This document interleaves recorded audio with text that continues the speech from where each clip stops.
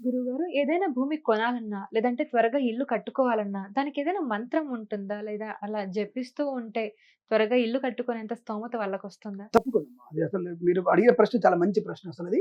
నిజంగా ఇవాళ రేపు అందరికి కూడా మనకి ఆర్థికమైన అభివృద్ధి కావాలి. ప్రతి ఒక్కళ్ళు ఒక్కొక్క స్థలము, 200 అవును. గజాల స్థలము, ఒక చిన్న ప్రతి ఇల్లు ఒక్కళ్ళ కల. కనీసం మినిమమ్ కనీసం అవును. కావాలి ప్రతి నిజం. ఒక్కళ్ళు కూడా. ఇటువంటి విషయాల్లో నిజంగానే ఒక మంత్రం ఉంటుంది. హుహు. అంటే ఒక రకంగా చెప్పాలంటే భూసూక్తం ఉంటుంది. హుహు. అంటే బ్రాహ్మణుల చేత చేయించేది భూసూక్తం. హుహు. లేదు భూసూక్తాన్ని విన్నా సరే, హుహు. భూమిర్భూమ్యాగగుత్పత్తి పృథివ్యా అనేటువంటి మంత్రాలుంటాయి. అది విన్నా సరే మనం, భూసూక్తాన్ని విన్నా సరే మనకి మన మనసు చదువుతూ ఉంటుంది. ఆ భూసూక్తం చదువుకున్నా, లేదంటే వరాహస్వామి అష్టోత్తరం చదువుకున్నా. వరాహస్వామిని కదా భూమిని ఉద్ధరించింది. పాతాళంలోకి సముద్రంలో పడుతున్నప్పుడు భూమిని పైకి తీసుకొచ్చింది ఎవరు? వరాహస్వామి కదా!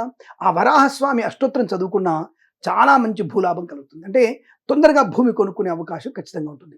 అలాగే జానకి మాత భూపుత్రికనే కదా అమ్మవారు. సీతాదేవి ఎవరు? భూమాత కూతురే కదా! అవును. ఆ సీతమ్మ వారి అష్టోత్తరం చదువుకున్నా తప్పకుండా మీకు భూలాభం ఉంటుంది. అందులో సందేహం లేదు. సీతమ్మ వారి అష్టోత్తరం, వరాహస్వామి అష్టోత్తరం చదువుకోవడం, భూసూక్తాన్ని మీరు వినడం వల్ల తప్పకుండా మీరు తొందరగానే ఒక 41 రోజుల్లో దీని ఫలితం ఉంటుందమ్మా.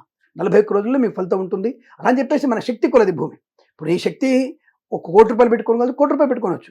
10,00,000 పెట్టుకోగలిగితే 10,00,000 పెట్టుకోవచ్చు. కాబట్టి నీ శక్తి అనుసారంగా నువ్వు చేసుకున్న పుణ్య బలాన్ని బట్టి, నువ్వు చేసేటువంటి పుణ్య ప్రాప్తిని బట్టి నీకు ఎంత భూమి రావాలో అంత భూమి వచ్చే అవకాశం ఉంది.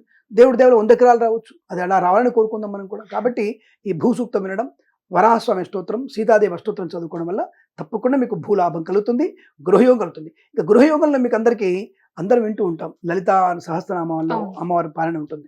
దాంట్లో ఒక చోట చింతామణి గృహంతస్థ శ్రీమన్నగరనాయిక అనే మంత్రం వస్తుంది.